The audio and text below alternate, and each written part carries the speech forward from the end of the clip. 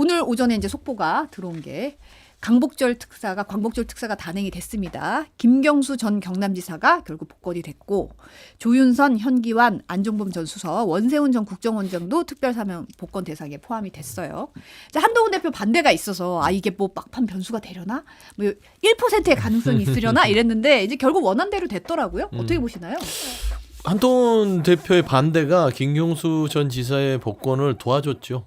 도와줬다? 그럼요. 반대를 이게 표면적으로 해버리는 통에 대통령이 이거를 고민할 이유가 없어졌어요. 예를 들어서 한동훈 대표, 집권여당의 대표가 대통령의 고유 권한인 사면 복권에 대해서 반대 입장을 했어요. 예를 들어서. 근데 하려다가 멈칫해서 한동훈 대표가 반대하니까 그럼 반대를 해야 되나? 그러니까 복권 안 시켜줘야 되나? 따라가면 서열 정리가 이게 스트레스가 꼬이잖아요. 밀리는 거. 대통령 위에 집권여당 대표가 있는 꼴이 돼버리니까 결국에는 불필요한 정치 행위를 했다. 그러니까 무리수를 던졌고 한동훈 대표가 이번 건은 저번에 나경원 후보한테 던졌던 패스트트랙 그 건과 비슷한 실수예요. 그러니까 안 해도 될 거, 얻을 거 없는 거. 그러니까 결국에는 한동훈 대표가 이 김경수 전 지사에 대한 사면 복권에 대통령의 고유 권한에 어떻게 따지면 도전장 던진 거거든요. 그래서 내 말을 따르시오. 했는데 결국에는 당연히 대통령 복권 시켜주죠. 이미 논의됐을 거니까. 그러니까 당내에서는 입지만 좁아졌어요. 뭐 통하지 않는구나. 그리고 대통령 고유 권한에 본인의 입장이 참고가 되는 거면 물밑으로 가야죠. 그러니까 영리하지 못한 이번에 수였기 때문에 일단 뭐 김경수 전 지사 입장에서는 한동훈 대표가 도와준 꼴이 됐다. 좀 그런 평가를 좀 내리고 싶습니다. 동의하십니까? 상당히 일정 부분 동의합니다. 그리고 이게 사실은 특별 사면이라는 제도 자체가 일반 사면하고 다르게 대통령 진짜로 고유 권한이에요. 그리고 이 사면 제도가 등장하게 된 배경을 보면은 재판관들도 사람이거든요. 재판관들도 실수를 할 수 있다라는 전제가 깔린 거예요. 근데 이거를 다시 재판을 할 수 없다거나 그리고 너무 긴 시간이 걸린다거나 할 때 대통령의 구제 방안 중에 하나인데 근데 우리나라에서는 이게 주로 정치인들 사면에 많이 활용됐죠. 역대 대통령들 쭉 보면은. 그리고 이제 그게 국민 통합이나 화합을 위한다라고 해서 이제 많이 사면 특별 사면 제도들이 활용되곤 했는데 이번에도 마찬가지죠. 뭐 민주당에서도 이렇게 뭐 호불호가 있었지만은 그럼에도 불구하고 고민정 최고위원이라든지 조국 대표라든지 뭐 이런 분들은 사실 김경수 복권을 굉장히 원하고도 있었고 그리고 저는 복권 될 거라고 계속해서 했었었는데 왜냐하면 이미 21년도에 사면이 됐어요. 복권만 남겨놓은 상태였거든요. 복권만 안 되는 것도 좀 이상해요. 정치인들이. 그래서 뭐 복권 당연한 수순일 거다라고 생각했는데 이 부분에 대해서 사실 저도 지난주에 이렇게 문제가 되기 전에 개인적으로는 복권에 반대한다라고 했어요. 그리고 사면에도 반대한다 그랬었어요. 근데 그 이유는 뭐냐면 김경수 전 지사 같은 경우 드루킹 사건으로 어쨌든 간에 민주주의를 왜곡시키고 이 투표행위에 국민들의 의사 자체를 왜곡시켰던 그러니까 이게 여론조작 사건이거든요. 그래서 제가 굉장히 질 나쁜 사건이다 이거는. 그렇기 때문에 이게 그 죗값을 다 받는 게 맞다라는 저는 주의이긴 했는데 그럼에도 불구하고 대통령이 고유 권한을 행사한다라고 하면 이것은 뭐 역대 정부에서도 다 그랬고 뭐 왈가불가할 일은 아니다. 그러니까 큰 통합 차원에서 본다라고 하면 왈가불가할 일은 아니다라고 판단되어졌는데 이게 또 어제부터 시끄럽더라고요. 갑자기 주말에 쉬는데. 네, 근데 지금 어쨌든 간에 이게 결정이 됐다라고 하면 뭐 더 이상 이렇게 논란거리로 이게 당내에서 만들 필요는 없지 않겠나라고 생각돼요. 네. 저 김경수 전 지사에 대한 어떤 그 범죄 혐의에 대해서 얘기를 하셔서 제가 조금 그 반박 팩트 차원에서 얘기를 하면 그러니까 김경수 전 지사에 대해서 한동훈 대표가 민주주의를 파괴하는 아주 안 좋은 범죄 행위이고 뭐 사과는 반성하는 게 없었다 하는데 역대 그러면은 윤석열 정부에서 그 사이버 기무사령부라든지 여러 개에서 댓글했던 사람들 김경수 전 지사 사면을 할 때 다 풀어줬잖아요. 그분들 사과문 다 받았습니까? 저는 기억이 안 나거든요. 이번에도 조윤선, 안종범, 현기환 비서관은 LCT와 관련돼서 뭐 10억 이상 돈을 받은 걸로 돼 있던 분이고 심지어 원세훈 전 국정원장은 국정원 직원들을 활용해서 댓글을 했던 국기문란 사건입니다. 이거는 민주주의를 파괴한 게 아니라 아예 폭파시켜버린 그런 범죄자들인데 사과한 바가 없어요. 그래서 김경수 전 지사의 어떤 행위 자체가 뭐 이게 물론 국민적 눈높이에 맞지는 않는 거는 맞으나 민간인 4명에 대해서 어떤 이 킹크랩을 활용한 부분에 있어서 방조했다는 그 혐의와 국정원의 어떤 직원들 활용해서 댓글을 했던 부분과의 비교를 했을 때는 그렇게 한동훈 대표가 말한 만큼 뭐 복권 대상에서 제외시킨다. 그건 좀 무리수였던 것 같아요. 그게 사실 우리끼리 툭 까놓고 얘기하면 이게 사면이 얼마나 많았냐면요. 문재인 전 정권에 22,114건이에요. 네, 그거 뭐 김대중 정권이 최고였죠. 76,527건이에요. 사면이 특별 사면이. 그러니까 이렇게나 특별 사면들이 많은데, 근데 이거는 사실 이제 이 중에서 정치인 사면 같은 경우에는 우리 편만 사면시켜줄 수가 없어요. 상대편도 시켜줘야 돼. 그럼 역대 정권들이 볼 때 우리 쪽 사면시킬 때 상대방 진영 사람들을 꼭 같이 사면시켜요. 근데 이제 그런 관점들에서 본다라고 하면 이제 그래도 좀 이렇게 긍정적인 면으로 보는 게 낫지 않는가. 그러니까 이게 굳이 이렇게까지 왈가불가 막 이렇게까지 논쟁이 됐던 경우는 없는 것 같아요. 한동훈 그죠? 대표 때문에 그렇지. 네. 그래서 이제 뭐 이런 것들은 이제 뭐 끝났으니까 뭐 서로 뭐 굳이 분쟁 만들 필요 없지 않겠나 싶습니다. 네. 그래서 사실은 이제 아까도 입지 얘기를 하셨는데 한 대표 입지 얘기하셨는데 어제 국민의힘 최고위원회의가 안 열렸어요. 뭐 휴가철이다. 그래서 공식 일정이 없었다고 했는데 한동훈 대표가 당 사선 중진 의원들과 오찬 자리를 가졌거든요. 근데 이 자리에서 중진들이 김 전 지사 복권 적절하지 않다. 입을 모았다는 얘기가 나오고 있거든요. 이 상황은 어떻게 보세요?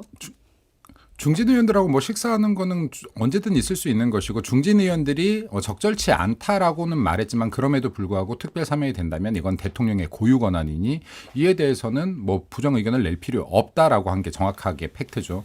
그러니까 이것도 저도 똑같았죠. 그러니까 제가 지난주에도 방송 나갔을 때 나는 개인적으로는 특별 사면 복권에 대해서 반대한다지만은 그럼에도 불구하고 대통령의 고유 권한으로 이걸 결정했다면 그 과정에 수기 과정이 충분히 있었을 것이다. 그러니까 이거에 대한 존중을 당연히 해야지 맞다라는 거죠. 네. 그러니까 뭐 아까 문재인 정부와 김대중 정부 시절에 특별사면이 많았다. 그거는 뭐냐면 국민 통합을 위해서 많이 노력했다고 볼 수 있는 것이고, 그 다음에 사선 중진을 데려서 한동훈 대표 얘기한 거는 본인의 어떤 입지에 대해서 아차 실수했구나. 그러니까 뭔가 옆에서 좀 이렇게 좀 지지세를 얻고자 저는 어떤 그 의견을 구했다고 봐요. 이런 반대 의견이 이렇게 있다. 나만 그런 게 아니라 이게 전체의 이 당의 입장이다라는 것을 해놔야 본인이 빠져나올 수 있는 출구 전략의 차원이었다고 저는 생각이 들고, 결국에는 이제 여당 중진이던 한동훈 대표가 지금 본인이 전당대회에서 얻었던 63%의 당심과 민심에 굉장히 경도돼 있는 상황이에요. 그러니까 이게 그 63%의 이 맛, 그러니까 이걸 팬덤이라고 하거든요. 한동훈 이 대표는 한 번도 선출직 정치는 해본 사람이 아니잖아요. 그런데 그 맛을 보게 되니까 이게 초짜티를 내는 거거든. 그러니까 정치를 오래 한 사람들은 이 조율을 합니다. 당신과 민심이 원하는 것과 당내 의견과 대통령과의 관계를 조율해 가면서 정무적 판단하는데, 저는 전략적으로 이번에 이 김경수 전 지사에 대한 복권 반대는 굉장히 판단이 있었다. 네. 얻은 게 없긴 하죠. 그리고 사명 복권 같은 경우 사실 굉장히 이게 노출되는 건이 아니에요. 그러니까 이렇게 뭐 정말 큰 정치인들 건도 결정되고 노출되는 거지. 막 이 논의 과정에서 찬반이 막 이렇게 크게 막 이슈가 된 적은 많진 않아요. 많진 않은데 뭐 결과론적으로 봤었을 때는 어쨌든 간에 오늘이 지나면 이슈는 끝나지 않을까. 오늘까지 아닐까. 아니 네. 근데 이제 그런 얘기가 있었거든요. 4차 충돌이냐. 뭐 그리고 뭐 대통령실에서 상당히 불쾌했다. 한동훈 대표 입장에 대해서. 괘씸하죠. 왜 괘씸하냐면 내 권한에 도전해. 그러니까 예를 들면 이런 거예요. 차라리 한동훈 대표가 영리하다면, 그러니까 전략 부위원장이 뭐 신조 전 의원인 것 같은데 제가 전략을 옆에서 조언을 하면 팁을 드린다면. 고용노동부 장관이 내정자나 그다음에 독립기념관장, 이게 굉장히 지금 이게 핫 이슈거든요. 그런 인사에 대한 의견을 내는 것들은 본인의 표라든지 중도 확장에 도움이 되는데, 김경수 전 지사를 포함한 사면 복권은 대통령의 고유 권한이에요. 물론 인사권도 고유 권한이긴 하지만 그것과는 아예 좀 차원이 다른 문제거든요. 그래서 저는 지금 한동훈 대표 주변에 있는 분들이 왜 이렇게 정무적 판단을 하지 못할까 라는 차원에서는 아쉬움이 크고, 한동훈 대표 이게 끝날 것 같지만요, 이게 말하자면 정정식 전 정치위기장 한 판은 이겼거든요. 그런데 이번 판은 또 졌어요. 그렇기 때문에 상당히 입지가 줄어들 거예요. 왜냐하면 권선동 의원뿐만 아니라 지금도 친윤계 의원들이 호시탐탐 한동훈 대표를 길들이려고 하는데 잘 잡았죠. 어디서 지금 대통령 위에 올라서려고 그런 거야. 이런 상황에서 지금 출발하기 때문에 상당히 여러 가지 또 이제 출구 전략을 짤 수밖에 없을 것이다. 예. 사실 이게 김경수 전 지사의 복권이나 사면 같은 경우가 이슈가 됐던 이유는 민주당의 권력 구도를 바꿀 것인가 때문이었거든요. 근데 이제 저는 항상 이런 말을 해왔는데 김경수 전 지사가 사면이 되든 복권이 되든 민주당 내 이재명 1급 체제를 흔들 수 있는 영향력을 발휘하지 못할 것이다. 이미 이재명 당대표의 권력이 너무나 견고해져서 이게 김경수의 영향력으로 나와서 뒤흔들 수 있을 정도가 아닐 것이다. 라는 말을 많이 했는데 대려 민주당 내에서는 이 걱정을 굉장히 많이 하고 있고 아직도 친명 세력들에서는 이 걱정을 하고 있는 것 같아요. 근데 이게 친명 세력에서 이 걱정을 지금 자기들이 하고 있는 이유는 스스로 이재명에 대한 불안감을 많이 느끼기 때문이다. 사법 리스크라든지 그리고 힘에 의해서 일시적으로 모인 세력이라든지 이런 부분에 대해서 자격지심이 있기 때문에 김경수의 복권을 그토록 두려워하는 사람들이 많았다라고 생각되어지는데 이게 이렇게 그냥 민주당 이슈로 자기네들끼리 북치고 장구치고 흘러가던 거였어요. 그냥. 근데 이게 오늘 갑자기 우리 쪽으로 넘어오는데 이런 것들 참 좋지 않다. 그러니까 이런 것들은 앞으로도 정치 상황들이 발생될 때 내부적으로 이야기할 것들은 내부적으로 이야기하고 논의되어야 맞고 밖으로 또 국민들이 알게 표출되어야 될 건 표출되어야 될 게 맞는데 그럼에도 불구하고 이게 약간 표출된 이유를 굳이 찾자라고 하면 우파 진영의 지지자분들께서는 사실 김경수 전 지사의 복권을 반대하는 여론들이 꽤 있었어요. 당원 게시판에 글이 많이 네. 올랐다면서요. 그러니까 이런 사람을 복권시키면 안 된다라는 여론들이 꽤 있었어요. 그러니까 이제 그런 여론에 또 일부 반응한 것이 아닌가라는 생각도 들어요. 네. 지금 김경수 지사가 SNS에 글을 올렸는데 우리 사회에 보탬이 될 수 있는 역할이 무엇인지 고민을 해보겠다. 저희 일로 많은 분들께 심려를 끼쳐드려 다시 한번 진심으로 송구한다는 말씀을 드린다. 걸어온 길을 돌아보고 더 성찰하는 시간을 보내겠다. 복권을 반대했던 분들의 비판에 담긴 뜻도 잘 헤아리겠다라고 했는데 정계로 돌아올까요? 뭐 정계로 돌아오시겠죠. 돌아올 수밖에 없는 것이고 그게 운명이라면 운명일 것인데 봐봐요. 한동훈 대표가 얼마나 그 어처구니 없는 말을 했는지. 김경수 전 지사는요. 본인의 행위에 대해서 다소 억울한 말이 있어도 국민들한테 송구하다는 말을 입버릇처럼 했어요. 그러니까 사과하지 않았다는 말은 팩트와 다르다. 그러니까 결국에는 김경수 전 지사가 지금 영국과 독일에 가 있는 동안에 하는 것들은 통합과 협치에 대한 어떤 롤모델을 연구하는 거예요. 그러니까 지금 현재의 이 복권을 통해서 대한민국의 양극단 정치, 물론 이게 이제 대한민국에 국한된 건 아니지만 극단 정치가 과연 국민들의 민생에 도움이 되느냐라는 차원에서 깊은 고민이 있기 때문에 저는 돌아와서 11월 말이나 12월에 오면 김경수 전 지사에 대한 정치적인 역할은 충분히 본인이 움직이지 않아도 마중물이 돼서 뭔가 마련돼 있지 않을까라는 조심스러운 예측을 해봅니다. 윤석열 대통령이 이제 휴가 다녀와서 굉장히 여러 일을 하고 계신데 어제 저녁에는 이명박 전 대통령 부부를 한남동 관저로 초청해서 만찬을 함께 했어요. 사진 잠깐 보면 정진석 대통령 비서실장 부부도 함께 했는데 아주 분위기가 좋았던 것 같아요. 이명박 전 대통령이 이제 호탕하게 웃는 모습도 눈에 띄고 근데 이제 보면은 사실은 한동훈 대표가 이명박 전 대통령 만나기 위해서 일정 조율하고 있다고 보도가 나왔잖아요. 윤 대통령이 먼저 만났어요? 그 윤석열 대통령이 아무래도 먼저 만날 수밖에 없죠. 먼저 만나는 것이 그림이 좋죠. 네. 그리고 지금 사실은 이게 이명박 전 대통령 같은 경우는 뭐 모두가 다 경제 대통령 불렀었거든요. 근데 윤석열 대통령은 이런 호칭이 없기는 한데 제가 볼 때 굳이 따진다면 윤석열 대통령도 경제 대통령으로 남을 수 있는 사람이에요. 경제 행보를 굉장히 많이 했어요. 근데 이게 사실 홍보가 많이 되지 않았고 그만큼 좀 가시적인 그러니까 단기간적인 성과를 내지 못했다는 것이지 지금 중장기적으로 본다면 대한민국 경제 발전에 도움이 될 만한 일들을 굉장히 많이 했습니다. 외교적으로도 그렇고. 그리고 지금 이번 같은 경우는 어쨌든 간에 또 원전 수주를 했거든요. 이게 체코에서 24조 규모의 신규 원전 건설 사업 우선 협상자로 대상자로 선정이 됐습니다. 지금 윤석열 대통령이. 그럼 이제 원전하면 떠오르는 게 또 이명박 대통령이죠. 이명박 대통령이고 이명박 대통령이 어떻게 보면 아랍에미레이트에 원전 수주하면서 대한민국의 원전 수출의 길을 튼 분이라고도 볼 수 있거든요. 이런 부분에서 공통점도 많고 또 두 분이 또 공통점 될 만한 게 있어요. 올림픽. 네. 이명박 대통령 그 임기 당시에 메달을 가장 많이 땄었어요. 그리고 그 이후로 이번이 또 최다 메달 수입니다. 그래서 뭐 이제 이런 이야기 저런 이야기 좀 나눌 거리들이 많지 않았나라고 생각되고, 그리고 또 이제 이게 보여주는 면들이 어떤 것들이 있을까 보면 뭐 원전 이야기 특히 많이 했다라고 하는데, 어쨌든 간에 경제에 대한, 대한민국 미래 경제에 대한 관심을 많이 가지고 있는 전직 현직 대통령들이 만나서 대한민국 지금 이 경제 글로벌 위기로부터 해서 어떤 방편으로 이 경제 위기들을 벗어날 것인지, 이런 것들의 논의 과정이라고도 보면 될 것 같아요. 그리고 또 국민들께 경제에 대해서 이만큼 관심을 가지고 있다라는 메시지를 또 전하려는 것도 있지 않겠나 싶습니다. 저는 이명박 전 대통령 부부와 윤석열 대통령 부부, 정진석 비서실장 부부 이런 모임을 보면서 이분들 참 팔자 한가하구나. 한가하구나. 왜냐하면 지금 23째 폭염입니다.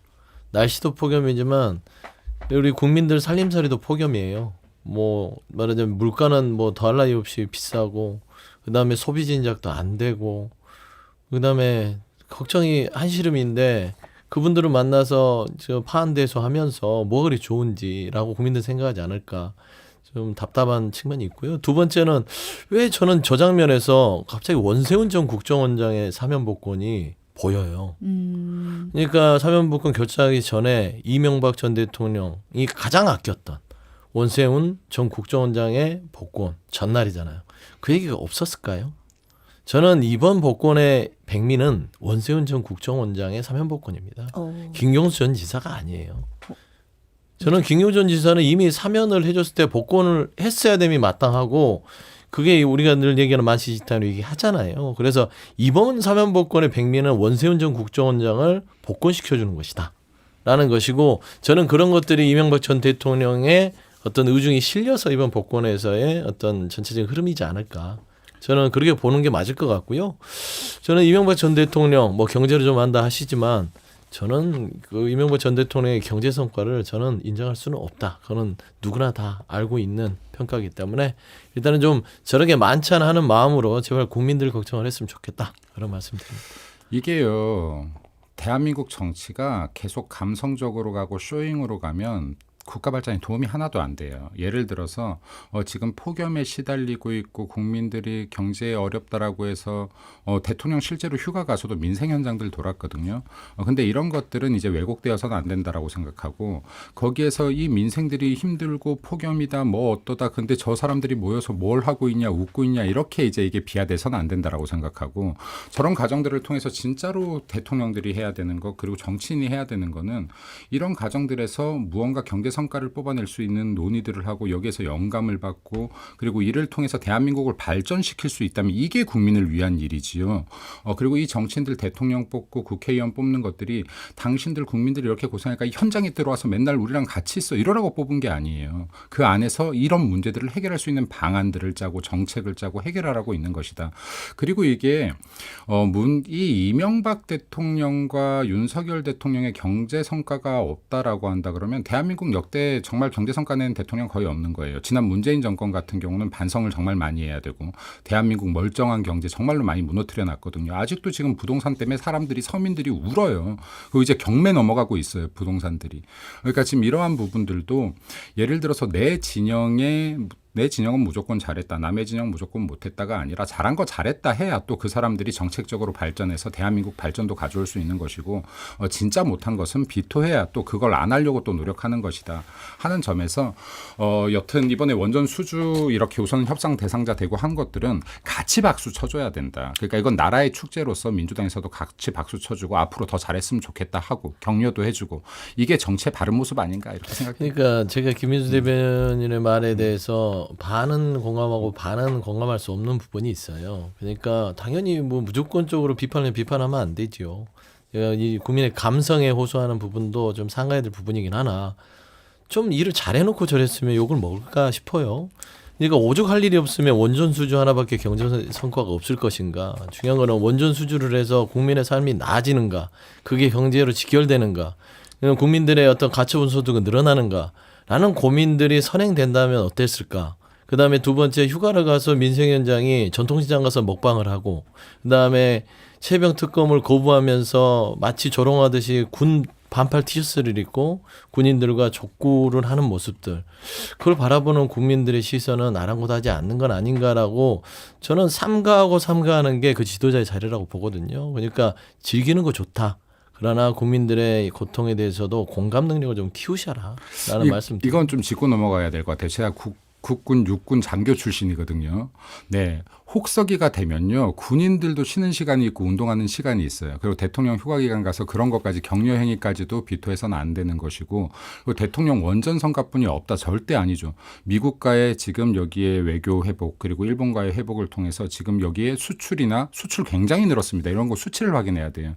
그리고 지금 일본 같은 경우에 그 수출에 대한 제재들도 다 해제가 됐죠. 그러니까 화이트 리스트도 복원됐고요. 그러니까 이러한 부분들에 대해서 지금 경제 성과를 결코 왜곡시켜서는 안 된다라는 말씀드리고, 이러한 것들은 잘하는 것들은 가리려고 하는 게 아니라 계속해서 알려줘야 된다. 경제 성과 얘기하라 그러면 계속 떠들 수 있어요. 사실 여기에서. 그래서 이 부분을 제가 아까 경제 대통령이라고 했는데 용산에서 문제가 있다라고 제가 항상 지적하는 게 대통령의 성과를 제대로 홍보하지 못하는 것이다. 라는 말씀을 드리는데 경제에 대해서는 이거는 점점 이렇게 빛을 발할 것이라고 저희가 봅니다.